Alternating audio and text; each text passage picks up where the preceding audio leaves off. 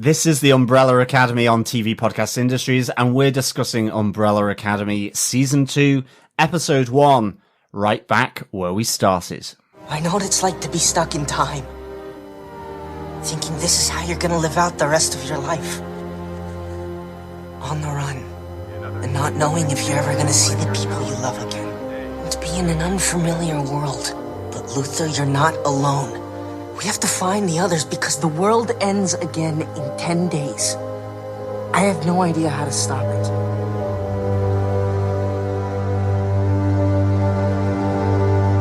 I don't give a shit.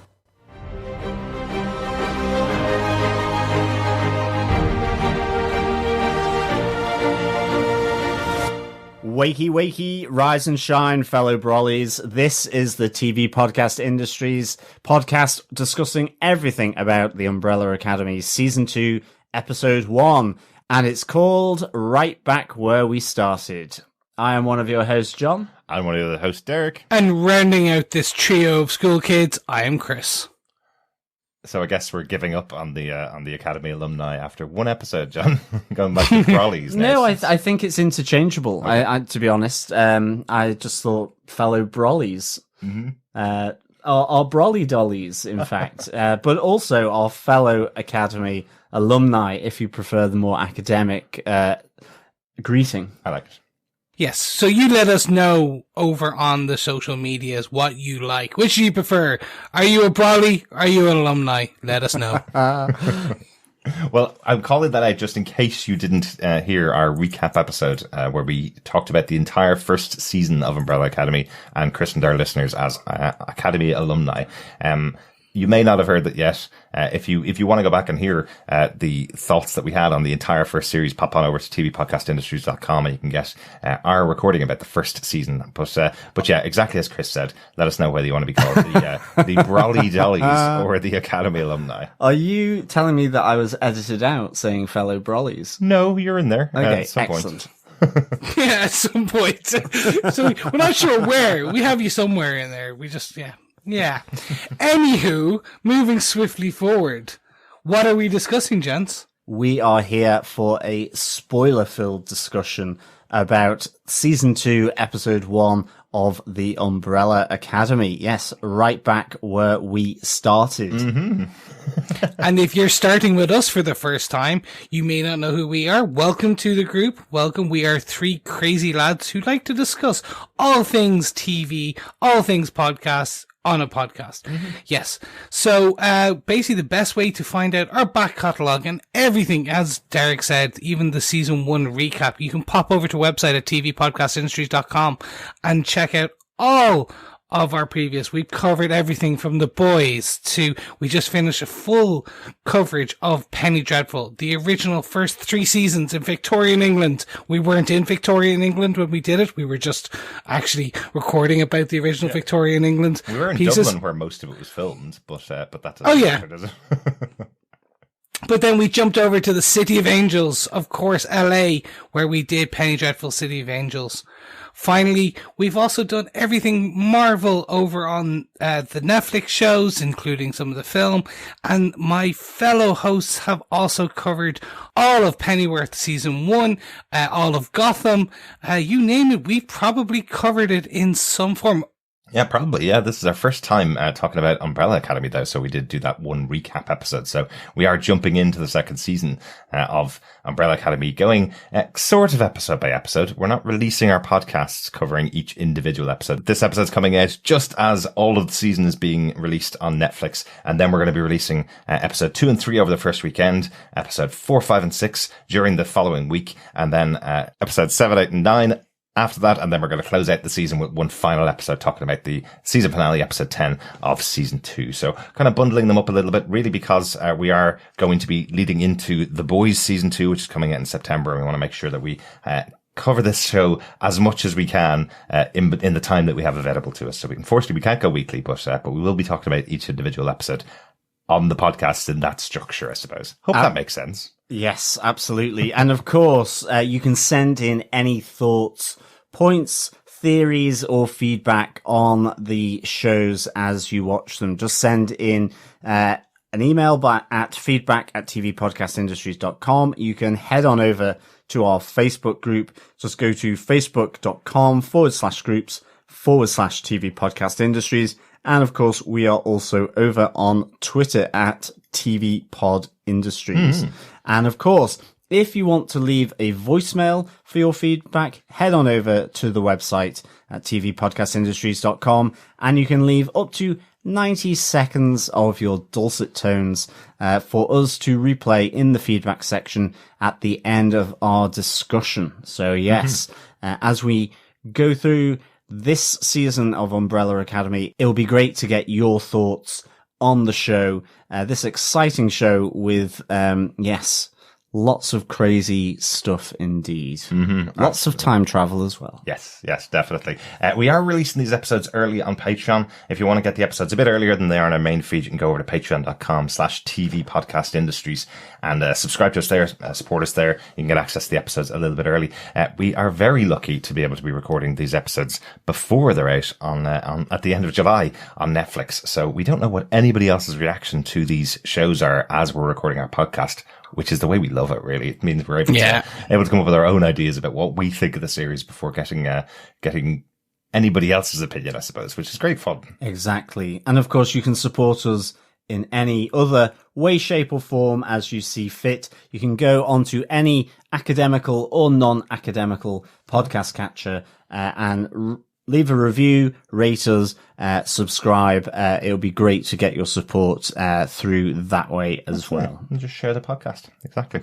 Yes, because sharing the podcast is sharing love. But don't forget, if you wanted to, you could share it with your gorillas, your chimpanzees, your commissions, your estranged fathers, your robotic mothers, your crazy boyfriends or dead boyfriends, your gun-toting cha-chas, whatever you have available to you to share to. I hear we play very well with dead ex-boyfriends. I hear that too. They're our number one demographic, apparently. Just more because they can't come back to us and say it. They leave really good reviews. It's just silence. There you go. Let's get into our spoiler-filled discussion about season 2, episode 1 of The Umbrella Academy, right back where we started. The show was created for television by Steve Blackman from the comic books from Gerard and Gabriel. The show was developed by Jeremy Slater. Just interesting little thing to note, guys, if you weren't aware of it. He's the lead writer on Marvel's new series coming up in Disney Plus, the Moon Knight television series. So one of our favorite guest hosts, Ray from the Moon Knight podcast, has been on with us quite a few times on TV Podcast Industries. I'm sure he'll be very interested to know that Jeremy Slater is involved in Umbrella Academy and also going over to Moon Knight. So that's fun. So the interesting bit on that, I think, is how he's able to Slater's able to play some of the comic relief elements of Umbrella Academy with this more serious moments. I think that might give an indication of where they might be taking potentially some of the Moon Knight because there is an element in some of his personalities in the comic book where he is that they have those comedic one-liners and things like that. So if you take that as well and put this into this context, I think this is a good thing. This is going to be interesting. It depends on which Moon Knight fans you ask as to whether there is any comedic elements at all to the Moon Knight character, or whether that's just bad writing sometimes. And some people not fans of comedy Moon Knight. What I do love about Jeremy Slater, and I did talk about it on the season 1 wrap up, what I do love is he translated a comic book that was very much about each character having superpowers and hardly any characteristics other than that until at least the second volume of Umbrella Academy, and created a really good through line for all of those characters in season 1, created some really good, really standout characters in season 1 and seems to be carrying on in season 2. So hopefully you can do the same with translating 35 years of Marvel's Moon Knight, or 45 years of Marvel's Moon Knight into a TV show. That should be good fun. This episode was directed by Sylvain. He's done lots of TV directed, but also directed, you might remember this one as well, guys, the comic book movie The Losers back in 2010. Yeah. I remember that. That was one of our first experiences of big budget, non-Marvel, non-DC comic book movies. So an interesting one that is on his resume for the year. I'm trying to think, Zoe Saldana was in that. It was. Awesome role, wasn't it? Yeah. Chris Evans was in there. Yeah. That is true. Yeah. Captain America and his butt cheeks. Yes, America's butt cheeks before they were America's butt cheeks. Exactly. Getting an outing before they got an outing. Yes. Yes. And finally, the episode was written by Steve Blackman, the creator of the show. So he's involved in the script for the first episode. John, do you want to let us know what they gave us with your summary for the first episode of The Umbrella Academy Season 2? Sure. On the 1st of April 2019, the Earth was destroyed in a cataclysmic event. Billions of people were wiped out in a matter of minutes. Ironically, the 6 survivors of the apocalypse were the very siblings who brought it on. After time traveling to avoid the apocalypse and dropping his brothers and sisters into an alley in Texas, all at different times, 5 scrambles to track them all down before they team up to cause a brand new apocalypse. Cause or prevent? Do-do-do-do. That's the timey-wimey nature of the show, really, isn't it? So I'm so glad. I'll call this out right now, right up top. This is exactly what I asked for when we did our recap and look forward to Season 2 of Umbrella Academy. I was really annoyed if they were just going to go back in time 10 days to try and fix the original apocalypse. I really love the idea that they've gone back in time and started a new apocalypse that they have to deal with. I think that makes so much more fun of this situation of the Umbrella Academy. Again, comic book version of these characters is they constantly go after stopping apocalypses. So I love the idea that they've gone back in time and already, as soon as 5 arrives, he's already jumping into an apocalypse. I think that's kind of cool. Yeah, that was pretty cool, actually. So with that, gentlemen, I think it's about time we jump in and discuss our big moments for this episode. Mm-hmm. If you're joining us for the first time, the way that we usually cover our episodes is each of us will take one big point that we discuss. Usually there's maybe some overlap or things like that, and we'll jump in on each other's point. But yeah, typically it's 3 big points for each episode. Mm-hmm. And on that, Derek, what's your big moment for this episode? Guess what? Welcome to the new apocalypse. That's my big moment. Cause anytime you say that, I just hear like some 1980s power ballad. Wow! Absolutely. Welcome to the new apocalypse. And in my head, I have Futurama's "Welcome to the World of Tomorrow." So welcome to the end of the world of the past, I suppose, is where we are here. It's just the arrival of the seven back in the 60s. I think is a really interesting one because it does take place directly after the end of season 1, where we saw the moon exploding in the sky, and they're going, what could it hurt? Either we all die here, or we just find out what happens if we all try and use the power of 5 to transport us all back in time. And we know instantly now what happens. Like, this is one of the cool things that we have available to us because we didn't cover the show last year when it came out. We're covering the show a couple of weeks ago, so we've only just watched the last episode and then came straight into watching the first episode of season 2. So we know now exactly what happens. Probably not very good things. So, you know, we have the arrival of Klaus and Ben on their own at the beginning. So, they're still stuck together, stuck with each other again. You know, I love that kind of reveal from Klaus kind of going, oh no, this is going to be my life now. I'm stuck in a different time with you by my side and nobody else, you know? So he was just kind of getting used to the idea of having his family around again. They arrive, 1960, February 11th, 1960 is their arrival date. And then we kind of don't see them for most of the rest of the episode. They kind of disappear off. We get a lot more of some of the other characters at the beginning of the episode, really. Allison arrives and we kind of see her instant impact. She walks straight into a whites only diner, a year later, 1961 when she arrives. And remember, she's mute as well. So she's walking into this diner. She's had her throat kind of slit by Vanya towards the end of season 1, and she can't talk. She can't explain to anybody the situation that she's in. All she gets is someone pointing at a sign going, you shouldn't be here, basically. Yeah, that must absolutely suck. Mm-hmm. What an awful entrance to a new era, a new decade, you know? But it's a good setup for where a character is going to go as the episode goes on. Exactly. Whereas for Klaus, it rocked, or should I say it swung, because, he's in the swinging 60s, mm-hmm. and that is his time for peace, love, drugs, and alcohol. Probably, yeah. And promiscuous sex. Yes, probably. I do love the reaction of the guy that sees him as he arrives, and he's trying to do what time is it? What day is it? What day is it? And the guy walking across the zebra crossing, as we call it, the crosswalk, I guess, in America, just looks at him as if he's off his head on drugs already. He probably is. It is Klaus, but Yeah. But a great instant reaction. And talking about great instant reactions as well, Luther's arrival, again, another year later in 1962, as he arrives, similar to Klaus, arrives and calls out for the rest of his brothers and sisters, but landing on Allison because she's the most important character to him. I absolutely love the homeless man who is shouting alongside him. And, you know, you're almost wondering, is this character going to be important in the rest of the series? Because he's I really hope so. He's just echoing Luther's call of Allison until Luther's kind of looking at him and going, why is he calling out her name? It was so funny. I must say that really made me laugh a lot. I really liked that. It was just hilarious, yeah. And then we have the arrival of Diego in 1963, September 1st, 1963. I think he's the first one that gets a date associated with his arrival, actual day, apart from Klaus, as I look at my notes. But I love that he does the superhero landing. We saw this in Deadpool too, this idea of every superhero who lands on the ground lands in this perfect formation. Diego's the only one to land like that. Everybody else lands and falls over.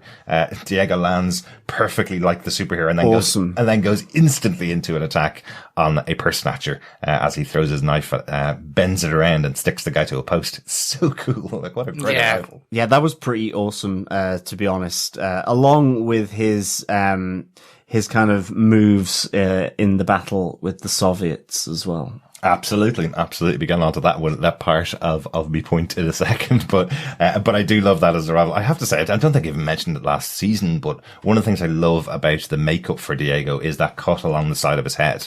They do a great job of keeping that all the time. I presume the actor doesn't have that same cut, but it looks really cool. I love the idea that he may have played with knives too hard when he was younger, or may have just bent it the wrong way and it cut his head in a training accident kind of thing. Next up is Vanya. Vanya, who arrives and then instantly gets knocked down. I love that she was the big bad by the end of season 1. She was the one they were trying to take down to stop her causing the apocalypse. It turned out they all caused the apocalypse by stopping her. And then she gets here and instantly gets knocked down in her arrival. Seems a bit out of sorts, when she gets there as well. And do you think she has no memory because of that knock in the car? Because she's taken in by that family, and that they keep putting missing persons ads in the paper? Or do you think it's just as a result of the time travel by number 5? It's just because it doesn't happen with everyone else. Everyone else remembers everything. Yet Vanya it totally doesn't know who she is at all, or whether it was even just something before the time travel back in the concert hall. Well, so the concert hall, in the original comic book, she was shot. Like, full on, she was actually, the shot penetrated her and left her paralyzed and blah, blah, blah. In season 1, what we saw, it was the gun to the side of the head that either distracted her or deafened her. Yeah. There's conflicting theories. It's one or the other. So that was what turned her off. Yeah. So my assumption is it's the car, the accident this is basically why she has this amnesia. Although, that being said, if I knew I caused the apocalypse and all my siblings hated me and I was suddenly back in the 60s, I'd feign amnesia too. Go, oh yeah, I don't know who I am. Oh yeah, no, I'm Vanya. That's it. Yeah. Check my medical alert bracelet. That's my name. I'm good. And I'm wondering if it's even selective amnesia, kind of like she just doesn't want to remember, or she has remembered and she's just not gonna kind of, when the boys and Allison turn up, he'll be like, oh yeah, I remember you. Maybe.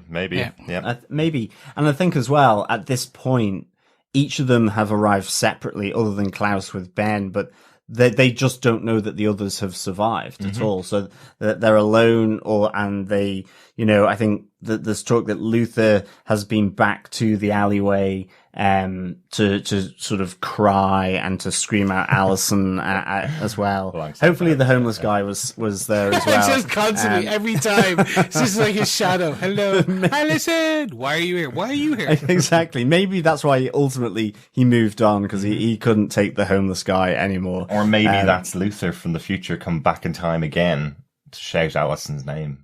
So maybe that's it. Maybe that's why he's important. I don't know. That would be awesome. Timey-wimey stuff, The last to arrive, though, of the 7 is 5. Arrives to all hell breaking loose as the Soviets attack.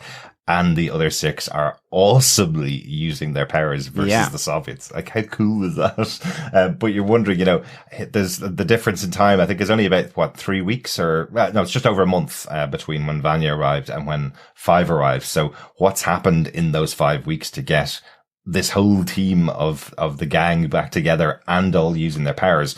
The first one you see actually is Vanya using her powers to knock the shell out of the sky from the tank bullet, I guess. I'm not very good on military equipment. The shell. Yeah, I did get it right. Grand. But it's very Dr. Manhattan-like, isn't it? Where she just really kind of rips it apart as it's coming towards her. There's such great moves in here from each of the characters. As you mentioned, that moment from Diego as he flips off the car and bends the bullets at the same time around him. Absolutely. Real Matrix tricks. I love that. I did feel like it was Diego who had leveled up the most with this because I think because Klaus had kind of figured out how to use Ben as well as using the dead people as a force. And Luther is Luther. He's kind of pretty indestructible. And with Allison using her, I heard a rumor.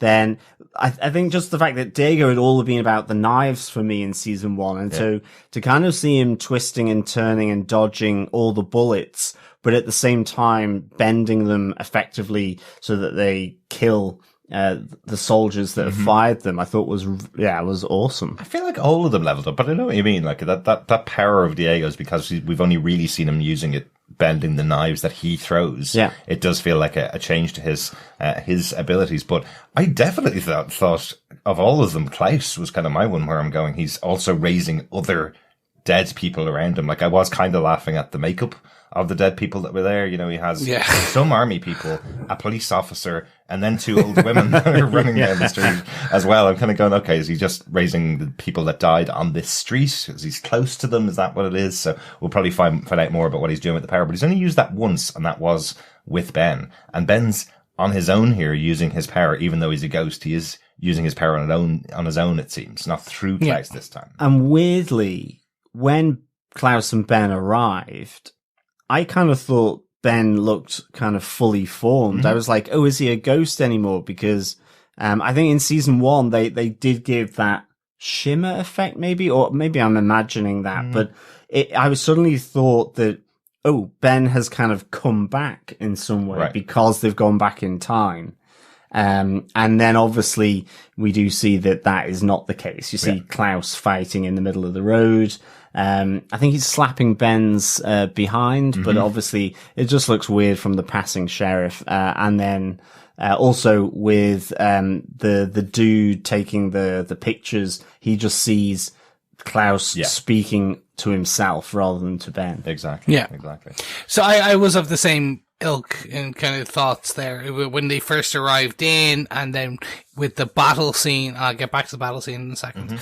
My assumption was, oh my God, because Ben, something's happened to Ben. He's back because when they all, he held hands with Klaus and imaginary someone else, held their hand, when they were just about kind of porting out, when they were transporting.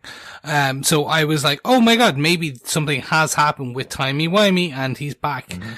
But when we find out later he's not, I was like, oh, okay. Yeah. So it's cool. They, like, maybe we know 10 days from now, from the apocalypse, or from when when 5 arrives, that is when it's going to happen. So he's still dead then. Yes, 10 days from when Hazel takes him back to, isn't it? So it's is it a slightly longer clock than the first season? I think the first season was 8 days. Or was that just that he didn't explain it to everybody until 2 days after he arrived? But it's roughly 10 days this season. Yeah. That's all they have left for him to stop the apocalypse. And again, you do wonder, what the hell has happened in that couple of days to turn this whole family into this proper attack unit versus the Soviets, So. Well, we do have some ideas. We do have some theories there. And I think the big one is that 5 already knows, or he has an inkling. which actually which is one of my big points, but I'll hold off just to finish off your point and kind of jump into you. This is the best opening in a long time for a show for me. Like within the first 15 minutes, you're basically reintroduced each of the characters, their full power sets, where they are, when they are. And just that was just, it was fantastic. It was just for me. And then you also get reintroduced to, when obviously Hazel's there, you get reintroduced to the commission as well. Yes, you do. So it was a really, it from using a tired reference of setting the chessboard, like we used it a lot over the last couple of seasons, not on this, but setting the chessboard. Everything is set back to zero. Yeah. You just had to finish the game. You got checkmate, or at least check anyway. And then went, okay, time to reset. And everyone's pawns went back to the position. And I was just like, that was a really good way. You showed them all in an interesting piece. Cause there may be one or two people who just joined for season 2 for whatever reason. Yeah. And for this case, it's like, oh wow, they are now powered and you can see what they can do. So yeah, I loved it. Yeah, excellent. That's basically it for my big point for the episode, because I took the main opening of the show. So yeah, I know that there is the arrival of Hazel, and he's the one that takes care of Five, gets him out of there, and then we have the attack of the commission, as you mentioned, Chris. But I think we're going to be talking about that in a separate point. Do you want to give us your main point for the episode? So my main point is Five is back in all of his short glory. 4 foot something? Glory. Yeah. I think so. It's interesting, is that you always wonder about kid actors when they're cast on shows, and depending on how long it takes for a second season to get filmed, you're kind of going, oh, they're going to have to do a time jump for him. He gets lost in time for a few years because suddenly he has a beard or something, but he looks exactly like he did at the end of season 2. Absolutely. Thank God Aidan Gallagher didn't age a day in the intervening period.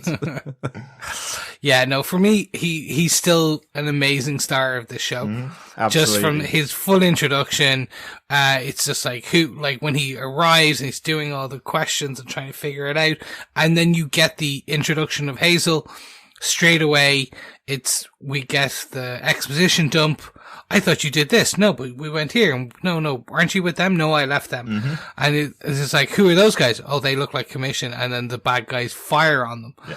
And I was just like, this is great. You're reintroduced to a suitcase, which is their method of time travel for non-5 people. Five's power is time and location jumps, I think is the best way of putting it. Time and space. That could be a better way of putting it, if you will. The 4th and 5th dimension. No. It was fun to see. Then you get Five kind of get to show his powers a bit, jumping. And then you get to see, you get to hear what happened to, Hazel, and more importantly, what happened to his girlfriend. Yes, Agnes, the what were you calling her again, John? She was the donut love. It was the donut lady. Yes. From the first season. Yes. And yes, sadly, tragically, Hazel is no longer without his little cutesy wootsy donut, to nibble on, from time to time as she has passed away. Yes. Yeah. It's sad to see her die off screen. I love this character. I love this actress. I'm hoping maybe we get her back in some other, again, and Derek, you keep making the joke of Doctor Who, timey-wimey. She may be back. We may get a time jump again, and it's Hazel, because of right now, we've lost Hazel and we've lost Agnes. Yeah. Within one fell 3-minute swoop. Absolutely. And I think it was also interesting that we did see the death of Cha-Cha again in the opening sequence, and they recapped what had happened. That is true. Yes. So that was a question I had from the end of season 1, was whether maybe she had managed to escape, but yeah, it was fairly clear there for sure. Yeah, but it doesn't mean the characters and actors that have played these roles won't come back in the show. So it is really sad that Agnes died, but I love the reference to the fact they did have 20 years together and she died of cancer. It's an awful way to die, of course, but the idea that they did have a life together after running away together. Because remember, the last time we saw them, they were just jumping out of the apocalypse, effectively using their briefcase. So. Yeah, absolutely. And we do know, like, Hazel and Cha-Cha had many jobs before the season 1 job they did.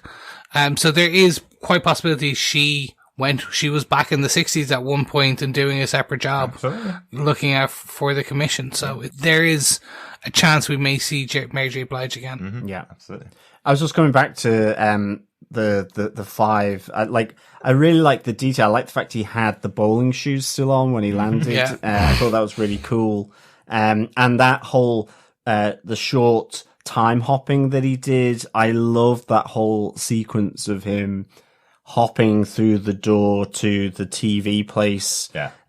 Was it Morty's television and radio shop? Mm-hmm. I loved all that. And then him freaking out the owner of the shop, with all his hopping around to get, coffee. I just really loved that scene with 5. It was just, certainly because Morty thinks he's an alien, and you have the whole X-Files reference there. So you actually mean Elliot. Yes, that's exactly who I mean, is Elliot, not Morty. Rick and Morty's, I suppose. Yeah, and Elliot, E.T., I suppose. Yes, that's the reference I'm assuming. I'm assuming it's a joke on E.T. I expect so. The reference I took was number 5 saying, well, the truth is out there, because obviously... we do love our Mulder and Scully, as the X-Files reference there with the truth is out there. Mm-hmm. Yeah. It was really good. There was loads of little sci-fi kind of references just in that little spot. As you say, Chris, with Elliot, and also with potentially Morty's being Rick and Morty. It was all just really nicely done. And I just thought the comedy effect of him kind of doing this short, hoppy time travel and freaking out Elliot was really good. How casually he uses is that coffee? Is that coffee fresh? And jumps over 2 feet across the kitchen to pick up a cup of coffee. It's just how casually he uses it. It's hilarious. And this is why I kind of said he's back in all his short glory, because we started to see this towards around the middle of the season 1, where he's kind of out of his funk before he goes into his funk and comes out of his funk. So when he was out of his first funk and was kind of using his powers like this, jumping willy-nilly, if you will, and kind of as you said, jumping this 2 feet just to grab coffee. But I also love just the actor and the way, and specifically the lines that they've given him in this, which show that he uses kiddo. Of all things, it's this kid using kiddo on a grown man in his late 30s, 40s. And it's the way the actor is able to portray a child who is actually a 58-year-old man. Or probably 59 now, maybe. His birthday may have happened. Who knows? Absolutely. But it's just that, it's the back and forth. It's the use, as you say, of the truth is out there, and just then his kind of interactions with his siblings. That's it. Kind of, which we see as well. Well, there's that great little moment talking about, him looking like a kid, being an adult, but, and a kid acting an adult who's playing a kid, all that kind of stuff. But that moment in the Carousel Club where, one of the waitresses is speaking with Luther going, well, yeah, I'm a bit worried about the kid on the front row. We don't allow minors in the club. And, Luther's just there going, well, what did he said? He said, what time do you get off? And I just thought, that is number 5. Yeah. And it's kind of that kind of matter of fact, but there's a slight cheekiness, and just his expressions are really on the money for me. I really like them. And I just, that little sort of sharing of that dialogue between the waitress and number 5 was fab for me. Really liked it. Definitely. So that kind of wraps up my point, but exactly as you said, his interaction with Luther is brilliant, because I say this about every Netflix style show that we cover, but it happens more and more on Netflix. It seems to be a trend on Netflix, which is they have a great way of editing and cutting right at the right moment, but typically with the right line. Literally that conversation where he says, I don't give a shit about saving the world and the apocalypse. it's such a well-timed cut that it just makes you go, oh my God, I just want to see what the next part is. Yeah. Yep. It definitely does. It's so good. Yeah, it definitely does. Not going to lie, we went straight on to the second part. We're not spoiling anything about the second episode, I promise you. We're not going to do it, but I know almost everyone that listens to us will probably have gone on to the next episode directly after. I can imagine for sure. I will not lie either. I did not, because I wanted to maintain my purity. That's because you didn't have time. I guarantee you would have had time. It was literally, I did not have time. I'm not even going to lie. I was so happy to get this in early.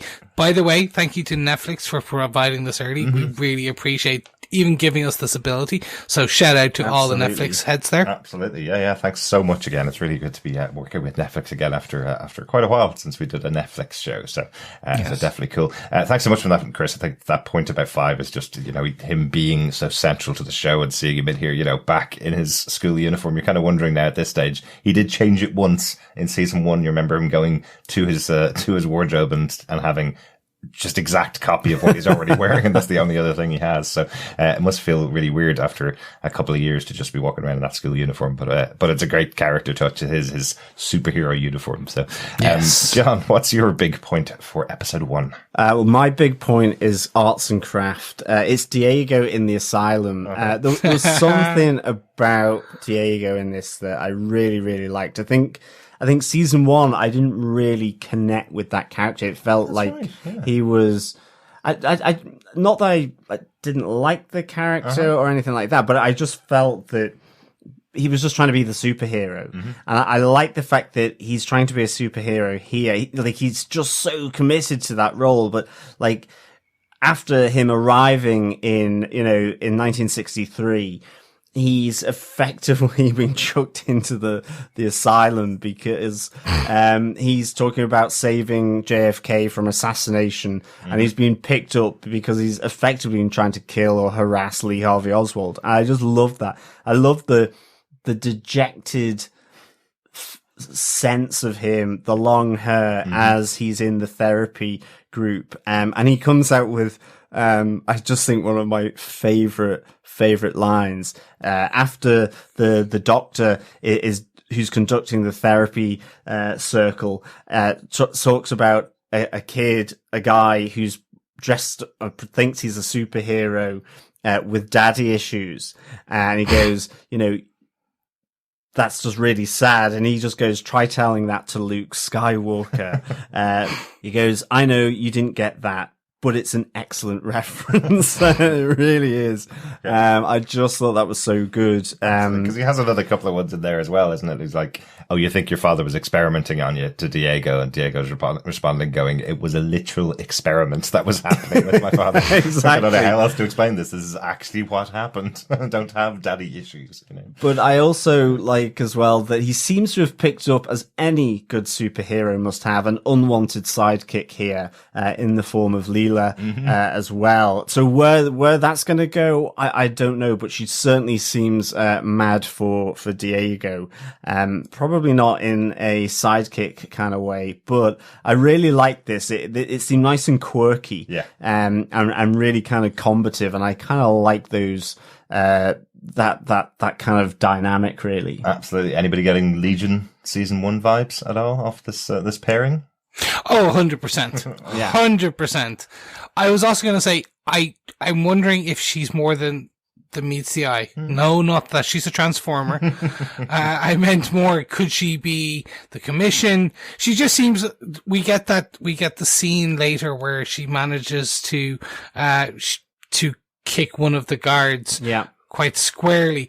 But she does it with a certain trained flair. Yeah. And he's like, who taught you that? And she goes, I think she says it was like, my dad taught me.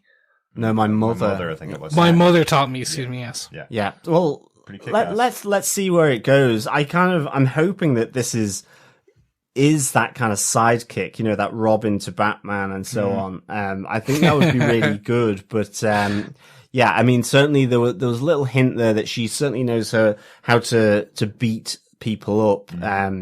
But yeah, I just thought this whole Diego trapped in a box being the asylum was just really, really good. And even the visit by number 5 doesn't really go according to plan. Because just going back a bit, Elliot, who number 5 meets, that's effectively why he knows that all the other members of the 7 are there, because Elliot has been seeing this time vortex opening up, and he as they arrive, you see a flash of a camera on some of them, and he's been kind of documenting it. So 5 knows Diego is in the asylum, so goes to kind of, I think, get him out, but ultimately he aborts pretty quickly when he realizes what Diego wants to do, which is effectively to upset the timeline by taking out Lee Harvey Oswald.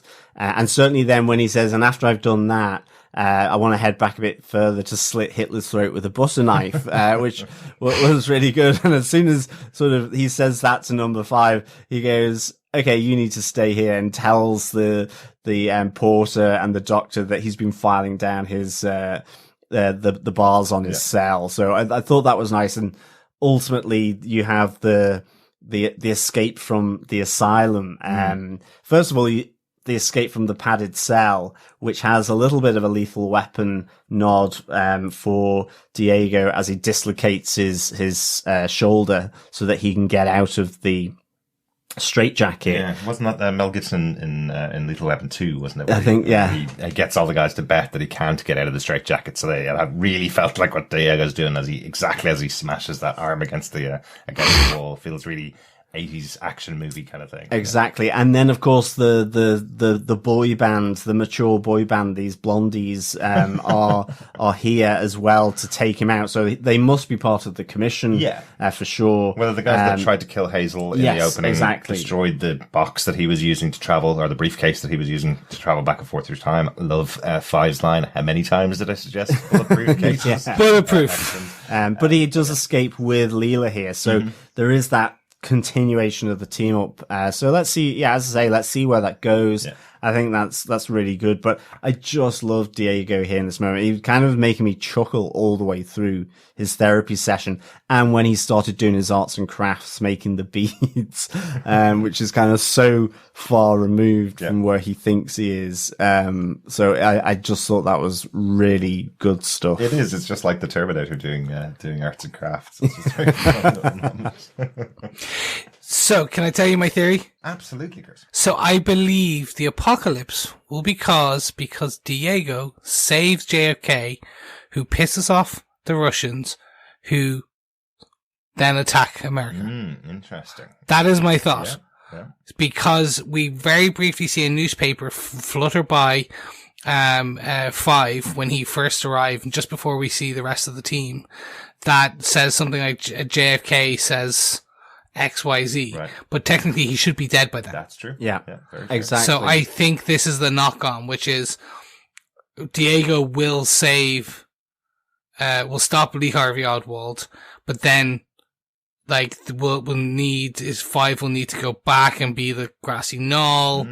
And all this kind of fun. That's why I think it might go as a kind of knock-on effect. Absolutely. And remember, that is the one thing that we do know about 5's missions that he had over the course of the years that he worked for the commission. One of the missions that he had, the last mission he had before jumping back to 2019 in the first series, was that he was supposed to be the killer on the grassy knoll that took out JFK. And he didn't complete that mission. So this is was he? Or was he supposed to take out Lee Harvey Oswald, who was killing JFK? Or was he? So he's trying to. They're preserving the timeline. He could have been there to take out Diego, who was taking out Lee Harvey Oswald. This could be it. Yep. So because that's why the JFK assassination is this common thread now coming through. Because that was kind of what I felt had led to the nuclear apocalypse, was that JFK hadn't been assassinated in the end.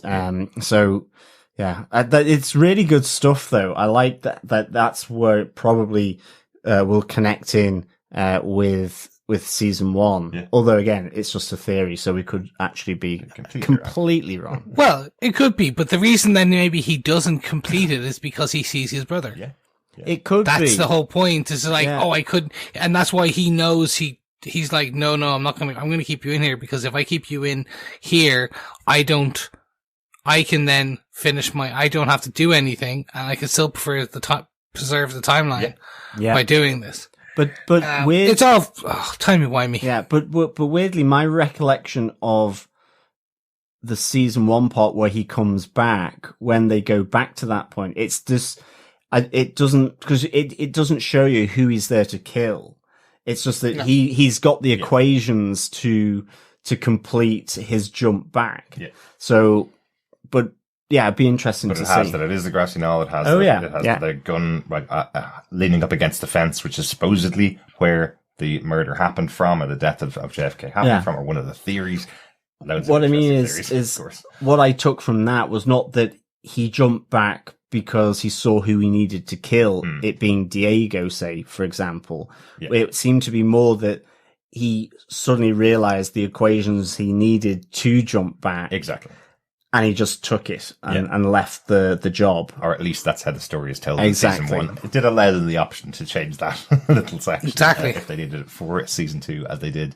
Guys, that's, I think, our main points for the episode overall. Do you want to have a quick roundup of what's happening with the characters, the other characters that we didn't cover in our main points?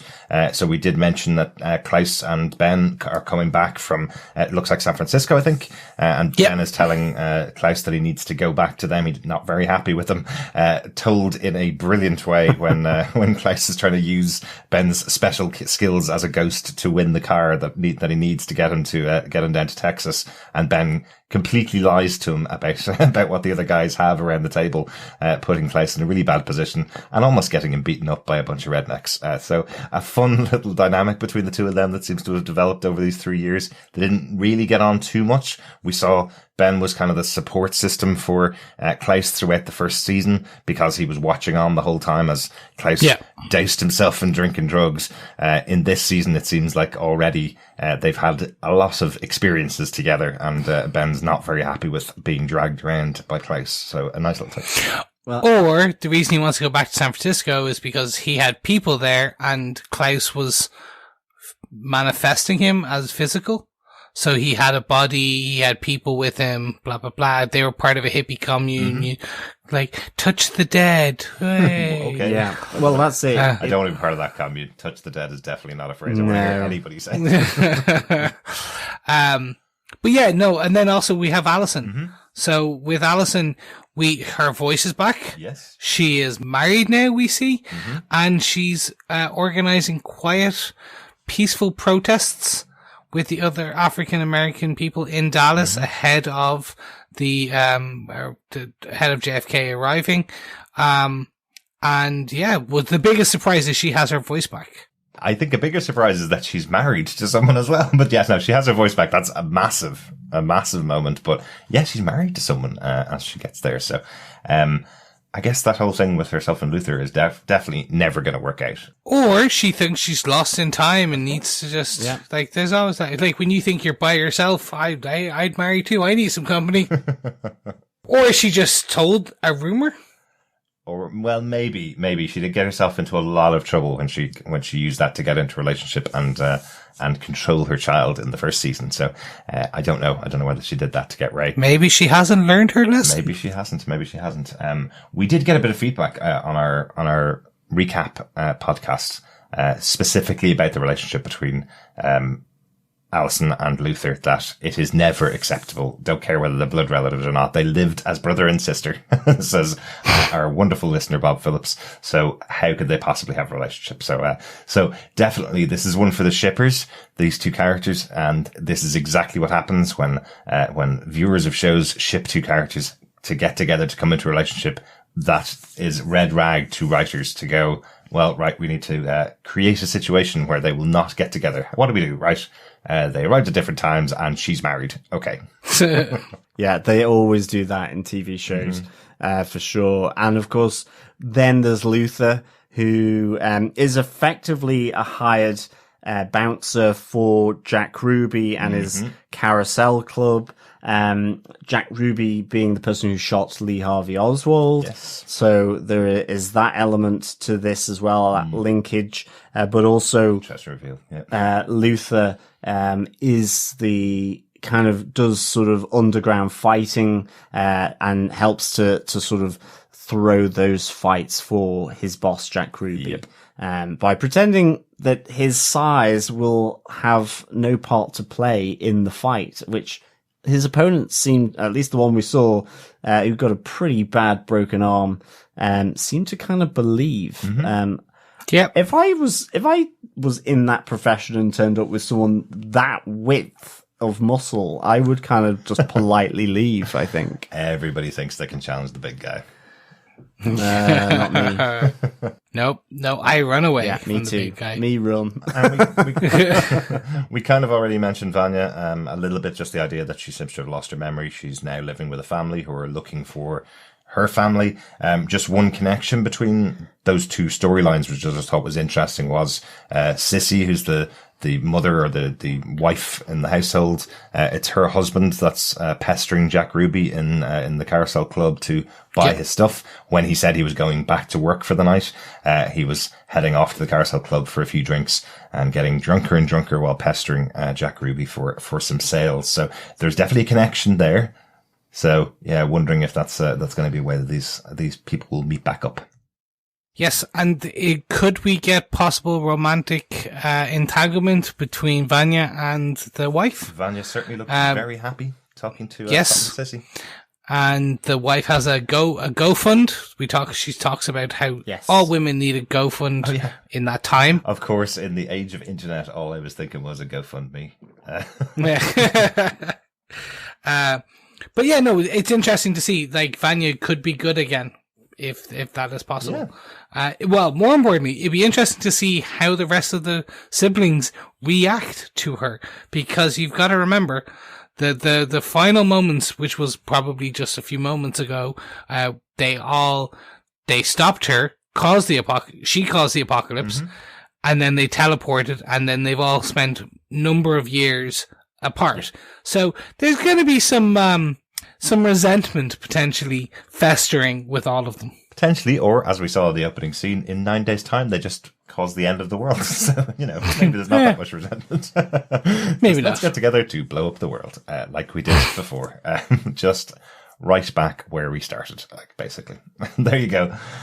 Speaking of being right back where we started, I think that's the end of our top 3 points. So let's move it on to notes. Yeah. Has anyone got any notes for this episode? A couple little things I just thought was interesting to pull out. The Ask Not speech that Kennedy's giving, that's from his inauguration, which happened in 1961. That's the speech he's given when Diego arrives.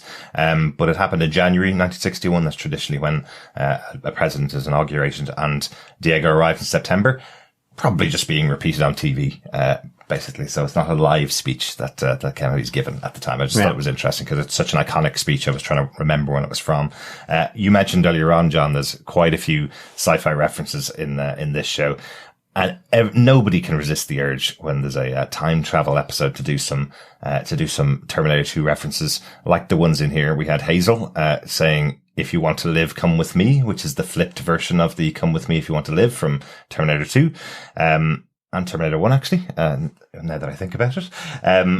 But also the other reference that I saw in here to Terminator 2 was Diego when he's in the asylum talking to the doctor and trying to pretend like he understands everything that's going on, that he's getting better. He talks to the doctor afterwards and says, "So, you've seen my progress. When can I get out of here?" And the doctor says to him, it has to go to the review board. They'll review it in a few months' time and then you get out. That's almost verbatim the conversation that Sarah Connor had at the beginning of Terminator 2 when she's pretending to be okay, when she's pretending to know that all that stuff wasn't really happening. And then it all flips, just like it does with Diego. And he breaks out of the asylum, just like Sarah Connor did in Terminator 2. So lots of little references there. Good stuff. Yeah. I think I've mentioned all mine. Okay. Yeah. No, I liked that Five's coffee loving ways came back as well. Definitely. In the episode, I liked that he's still obsessed with coffee, and he did exactly the same thing after doing his big jump in time. Like in the first season, he went straight to a coffee shop and got a coffee. Here, he does his big jump in time and pretty much goes straight to get a coffee from Elliot in Monty's TV. So it's still part of his character, kind of like that. Yes. And I wonder, will we go to Area 51? I think we may. That would be pretty cool. I love that Elliot's eyes lit up the minute Five mentioned Area 51 because he's like, okay, this is like catnip to this guy, right? I'll mention Area 51. He'll be on my side instantly. And what's his first question to Five? Why the anal probes, man? Absolutely. It is something you would ask them. Like, it's like, do you really abduct people? Yes. Why? Do you live on a utopian planet would probably be the first question to ask. Can you take me there and get me away from here for a while? It's probably where they think most human brains are located. And on that note, I think that's all our notes for this episode. So, gentlemen, it's about time we wrap things up. So, John, final thoughts. What did you think of episode 1, season 2 of The Umbrella Academy? I really, really loved this. It was great just getting straight back in. It was wham, bam, thank you, ma'am, I suppose, in that sense. It was straight back in, and that's why I'd give it 4.5 hovering, ambitious strippers out of 5. I thought it was really, really good, and was a great introduction to all the characters. And I think of the episode, I think Diego and Klaus kind of get the majority of time, but I liked all the treatment of them. Just, this reintroduction, where are they? What have they done with their lives since coming back? The great new apocalypse. Why has it happened? Who's caused it? Diego for me was real standout in this episode. I really loved his sort of manic feel throughout this episode of this superhero trapped in a box, being forced to undertake arts and crafts. Absolutely. 4.5 hovering, ambitious strippers out of 5. Chris, what about yourself? I absolutely love this. From the opening salvo, where we see the team fight together in unison, being proper Avengers moment. Even with their version of the Hulk jumping in, saving, and the camera panning and spinning. Yeah. Literally, I was waiting for the Avengers Assemble moment where they would all stand in a circle, or Age of Ultron moment where they stand in a circle and the camera just spins around them as they fight. I was expecting that. I'm not even displeased that we didn't get it. Chris is not displeased. I love it. Yes. So overall, I love this. They set it up perfectly that I know where the chessboard is. I know where my pawns are and all the pieces are. And I just want to get into it. And they really hurt me by that ending where I was just like, if I one more hour, if I stay one more hour, I can sacrifice on sleep. It's fine. Who needs 6 hours sleep? It's fine. 5 would be fine. Excellent. 5 probably lives on 5 hours sleep, actually. With all that, probably does. With all that coffee, definitely. Derek, speaking of coffee, what did you think of this? Yeah, nothing new to add for me. Really loved the episode. Really enjoyed it. I thought the mechanism that they used where every single person arrives at different times, all the way up to Hazel, all our original characters in the original series, and we get to see their own kind of individual stories throughout the episode. Once again, bound together by 5, investigating where they are, and then closing out the episode with those flashes to everybody as 5 gives that awesome speech about being a person lost out of time to Luther. Seeing where everybody is and everybody's going to start their next episode of the season. I think it's such a great way to set up the show. And of course, it ending on that moment of Luther, number 1 in the past, the leader of this team going, give a shit, kid. I think it's just a great way to set up the season. There's lots of intrigue, lots of ideas about what's going on in this time back in the 60s. And it's a great time period to visit. So very cool to have how all of these characters would react if they're back in those old times. I'm really excited to see what way they're going to take the rest of the season of Umbrella Academy season 2. And the best thing is, cause it's Netflix, it's available immediately. So we're going to go off and watch that episode, pretty much straight away. If you want to get these episodes early, our reviews of episode 2 and 3 will be available this weekend over on our Patreon group. You can go to patreon.com/TV Podcast Industries. Give us some support there and you can get access to the episodes and you'll get them early. We will be back with that episode on our main feed on tvpodcastindustries.com, later on this week. But we do have one more last order of business, because we might be back in time, but we're also back to quizzing. Yes, fellow Brollies and fellow Academy alumni. Yes, it is that time for the pub quiz. But remember, we're back to school as well as being back at the bar. So it is a pop pub quiz for the Umbrella Academy. And we're in Jack Ruby's Carousel Club. So pull up a lot of White Russians, just in time maybe for the Soviet attack on the USA. A bit of Red Dawn feeling about it. A few White Russians to drink, and settle in for the question one of the Umbrella Academy Pop Pub Quiz. Right. So here we go. Yes. So aware that some of our fellow listeners may not have heard any of our pub quizzes before. So give them a quick overview of what you're going to do for the pub quiz this season of Umbrella Academy. That is true. I was getting carried away here. It has become such a fixture of the podcasts since Witcher, I think, or Watchmen, actually. Watchmen, where you really did need to keep an eye on the screen for some of those questions. But what it will be one question for each of the episodes. We will ask these. You can send in your answers to the questions at feedback@tvpodcastindustries.com. You can send them in one by one if you want. Just mark it with Pop Pub Quiz Umbrella Academy, or you can send them all in together in time for the final episode, and we'll keep you updated as to when the episodes are coming out with all of your answers. You will be put into the competitive Excel spreadsheet table. And it's as simple as any other pub quiz. The highest score will be the winner. And it has certainly been close over the last few for Penny Dreadful City of Angels, for The Watchmen. Yes, it is a pretty tight race, I think. Yes. I'm expecting this one to be quite close, though. Oh, dear. Excellent stuff. On that bombshell, or that nuclear bombshell, dare I say it, here is question one from episode 1. So, what book does Allison's new husband get her as a pre-wedding anniversary gift? Ooh, very good. Very good. What book does Allison's new husband get her as a pre-wedding anniversary gift? It was a pre-anniversary gift. Yes. Okay, very good. So, yes, as John mentioned, just email us with your answer to that question and all the other questions this season to feedback@tvpodcastindustries.com, and you'll be in with a chance to win some Umbrella Academy goodies. Take us home, Chris. Yes, it's about time we look to messages from the future. That is messages from you. So why not give us some feedback for this episode or any of the future episodes by sending your thoughts to feedback@tvpodcastindustries.com, and we'll read them out on the show.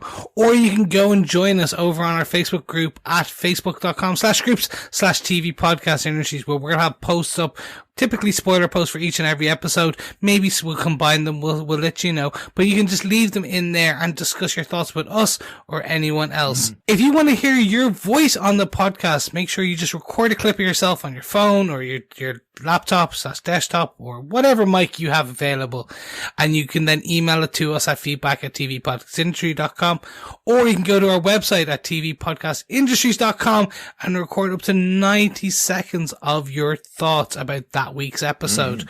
We love to hear from everyone. We love having your thoughts on this and listening, discussing what you think, arguing about what we think. Who knows? We could argue about your crazy theories, and the crazier the theories, the better for me, because usually I just use them and go, oh my God, that's amazing. Why do I think about that? Absolutely. Thanks so much for that, Chris. We're going to close out the episode, say goodbye to everybody. Thanks so much. We'll be back later this weekend with a discussion about Umbrella Academy Season 2, Episode 2, The Frankel Footage, and Episode 3, The Swedish Job. Pop on over and support us on Patreon to get those episodes early. Otherwise, it'll be on our main feed on tvpodcastindustries.com. Thanks so much for joining us. Yes, thank you so much for joining us, and we'll speak to you again soon.